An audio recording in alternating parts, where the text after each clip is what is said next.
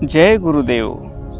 जैसे प्रतिबिंब साच मानने, तैसी प्रकृती काया म्हणणे. येणे निश्चितार्थ वर्तने, अज्ञान काया बोलीजे. संत शिरोमणी शिवयोगी मन्मथ माऊली आपल्या परमरहस्य या प्रासादिक ग्रंथातून,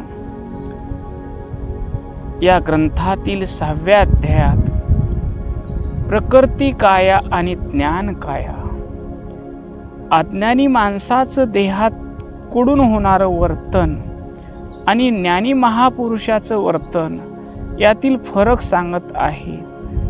परमपूज्य माऊलींनी प्रथम ज्ञान काया सांगितली, ज्ञान कायेची लक्षणं सांगितली. आता या ओवीतून माऊली अज्ञान कायेचं स्वरूप सांगतात. माऊली म्हणतात, जैसे प्रतिबिंब साच मानणे. आपण पाण्यात पाहतो, स्वच्छ पाण्यामध्ये आपला चेहरा दिसतो किंवा आरशामध्ये चेहरा दिसतो.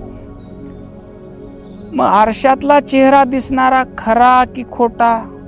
तर खरा आहे. पण त्या आरशात जो चेहरा दिसतो त्याला आधार काय? तर बिंब आहे, म्हणून प्रतिबिंब आहे.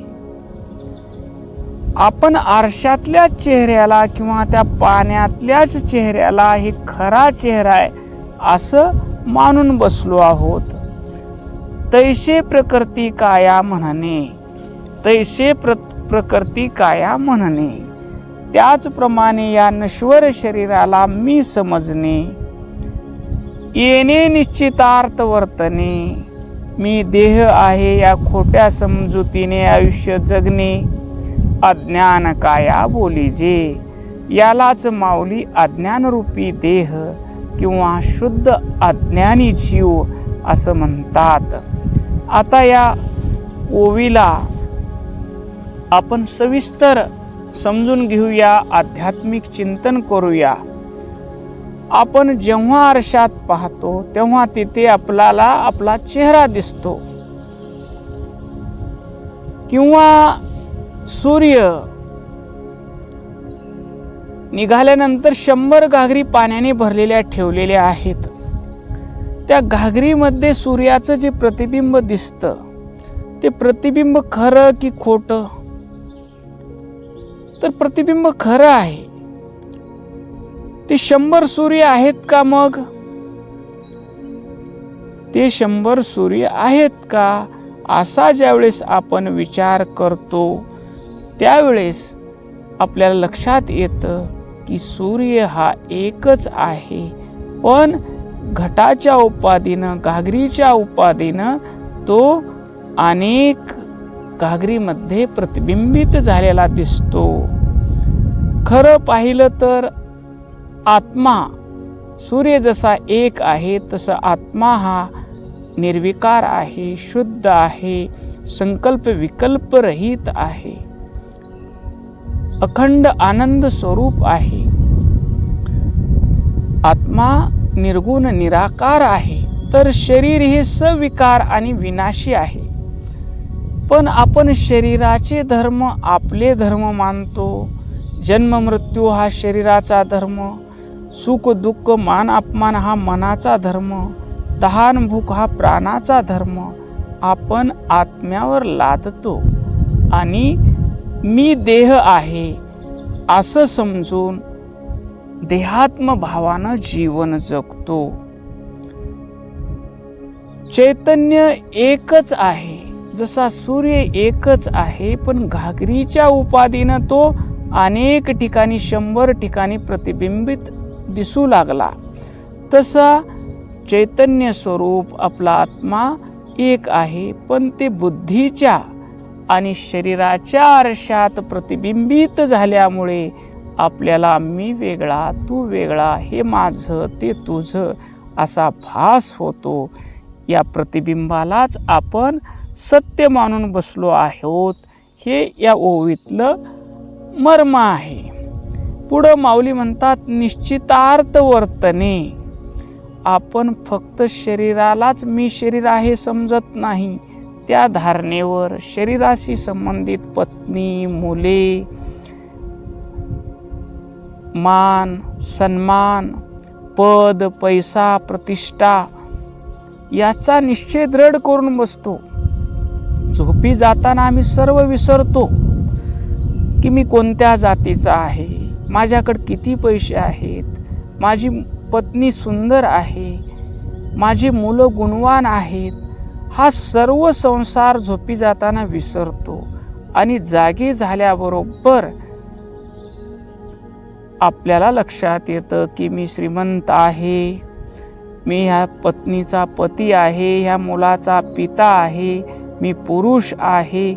हा जो निश्चय झालेला आहे देहात्मभावाचा, तो इतका पक्का आहे की प्रत्यक्ष मृत्यू समोर दिसेपर्यंत हे सगळं खरंच आहे वाटतं. हे आपण कमविलेली संपत्ती, आपण जमवलेले माणसं, आपण ह्याच्यामध्येच राहणार आहोत आणि हे आपले कायमचे स्वप्ते आहेत असं आपण वागतो. पण ज्यावेळेस मृत्यू झडप घालतो त्यावेळेस सर्व मायेचे, ममतेचे, नाही कोणी संगतीचे, घेती भूषणे काढूनी, जगा दाखविती रडूनी, ही अनुभूती येते. जोपर्यंत हा चुकीचा निश्चय झालेला आहे, मी देह आहे आणि देहाच्या संबंधित लोक माझे आहेत, त्या माझ्या लोकाला सुखी करण्यासाठी मी काहीही करेन, असा चुकीचा निश्चय जोपर्यंत गुरुच्या बोधानं तुटत नाही, आपण कितीही ग्रंथ वाचले तर ते ज्ञान कोरडत ठरतं. ज्यावेळेस आपण सद्गुरुनाथाकडे जातो, सद्गुरुनाथाच्या चरणी समर्पित करतो, अप्पा आम्ही खूप ग्रंथ वाचले, ग्रंथ वाचून आम्हाला ज्ञान आलं आणि मी ज्ञानी झालो असा अहंकार आला आणि आम्ही बंधनात पडलो, आमच्या मुक्तीचा उपाय काय? त्यावेळेस सद्गुरुनाथ सांगतात, तू जे ऐकलेलं आहे, जे वाचलेलं आहे ते सर्व सोड आणि माझ्या चरणी समर्पित हो. सर्व धर्मान परित्यज्य माम एकम शरणम व्रज. तू सर्व कर्तव्य, कर्म, धर्म जे काही ऐकलेलं आहेस त्या सर्वांचा तू त्याग कर आणि मला शरण ये. त्यावेळेस शुद्ध अंतकरणाचा शिष्य शरीर, मन, वाणी, प्राण, मीपणा, माझेपणा हा सर्व गुरुचरणावर ठेवतो. त्यावेळेस सद्गुरुनाथ त्याला बोध करतात, तू हे शरीर नाहीस, तू ही इंद्रिय नाहीस, तू या शरीराला जाणणारा आहेस, तू या मनाला जाणणारा आहेस, तू या प्राणाला जाणणारा आहेस. या सर्वापेक्षा तू वेगळा आहेस. सर्वामध्ये या शरीरामध्ये तू ओतप्रोत जरी भरलेला असलास, तू शरीराचा आधार आहेस, तू शरीर नव्हेस. तू विश्वाचा आधार आहेस, तू विश्व नव्हेस. हा बोध प्रथम त्याच्याकडून श्रवण करायला लावतात, निध्यासन करायला लावतात.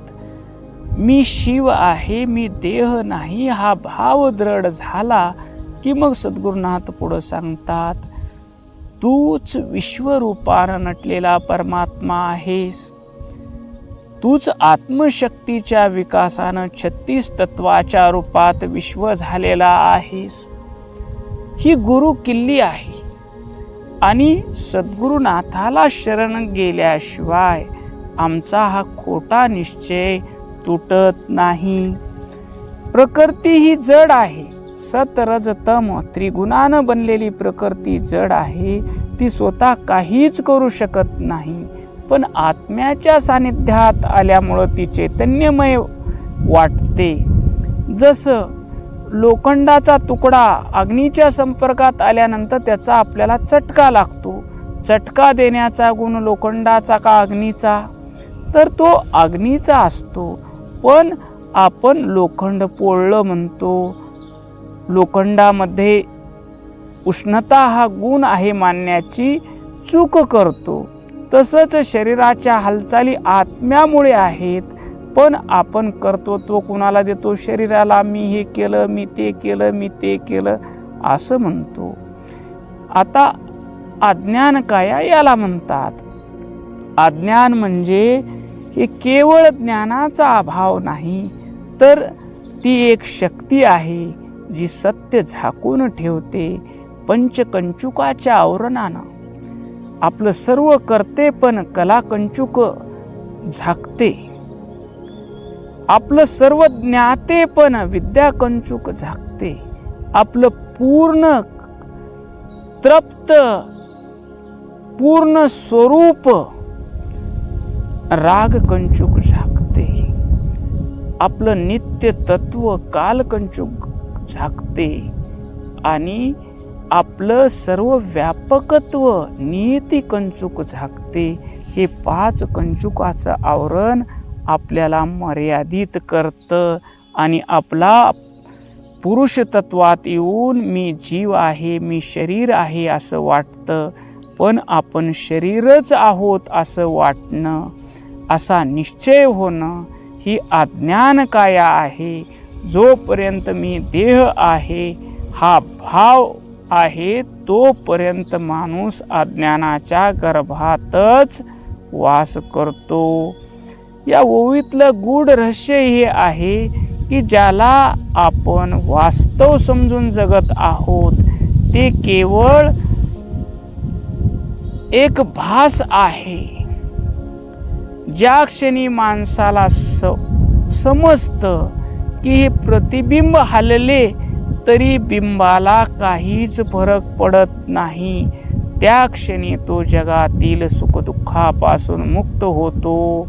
हा साच मानण्याचा भ्रम मोडणे हे साधनेतलं अंतिम देह आहे. याचा आपण अनुभव घेतो. देहाचं परिवर्तन होतं. देहाचं आम्ही बालपण पाहिलं, तरुणपण पाहिलं, म्हातारपण पाहिलं आणि मृत्यूही पाहतो. बदलणारं शरीर आहे आणि बदलणाऱ्या शरीराला जाणणारं तत्व म्हणजे आत्मतत्व आहे. हे जर प्रकृती काया जाऊन आपल्याला ज्ञान काया संपादन करायची असेल तर आपला मीपणा सद्गुरूच्या चरणावर ठेवला पाहिजे. पूर्ण सद्गुरूला समर्पित झालं पाहिजे आणि सद्गुरूनं सांगितलेला शब्द मंत्र आहे समजून त्याचं श्रवण मनन निधिध्यासनचा अभ्यास करून त्या आपल्या मूळ स्वरूपाची शिवस्वरूपाची प्राप्ती करून घेणे हेच मानवी जीवनाचं मुख्य उद्देश आहे. ओम शांती शांती शांती.